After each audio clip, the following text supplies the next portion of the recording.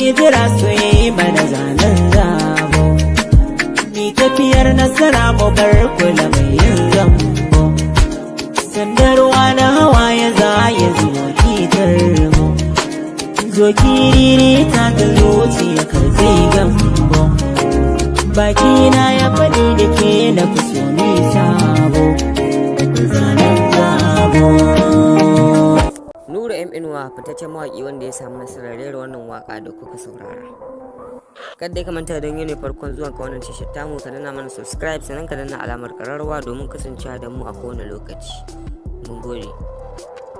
Nura M Inuwa tabbas ya samu nasara da kuma dace na rera wannan waka ta sa wadda tabbas na san duk wanda ya saurari wannan waka ya ji daɗin ta 100%.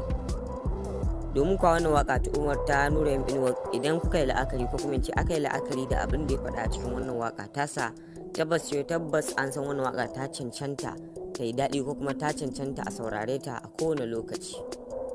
Domin kuwa duka waƙoƙin Nura M Inuwa babu waƙoƙin banza, domin kuwa sai dai ka ce salon waƙar bai maka daɗi ba, amma tabbas idan za ka saurara abin da Nura M Inuwa yake faɗa a cikin wannan waka tasa to tabbas wannan waka ta yi matuƙar daɗi.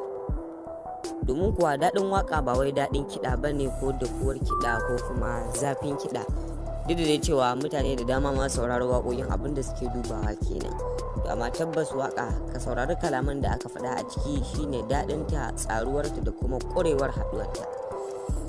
To tabbas Nura M Inuwa mawaƙi ne wanda yake zurfin nazari da kuma dogon tunani kafin ya saki waka, domin kuwa hakan yasa yake daɗewa da kuma ɗaukar dogon lokaci bai saki waka ba, musamman ma album. Duk da dai cewa shine mawakin da mutane suka fi kaguwa ko kuma ce masoyansa suka fi kaguwa ya saki album a kaf cikin mawakan Hausa. Hakan yasa Nura M Inuwa tabbas baya sakin album din nasa kara zube ko kuma in ce a baya sakin album din nashi kai tsaye, tabbas ya tsaya dogon nazari da kuma tunani, an zazzaga waƙoƙi da kuma zuba waƙoƙi masu ma'ana da kuma daɗi wanda tabbas za su nishaɗantar, su ilmantar, su faɗakar har ma su wa'azantar a cikin wannan album din nasa.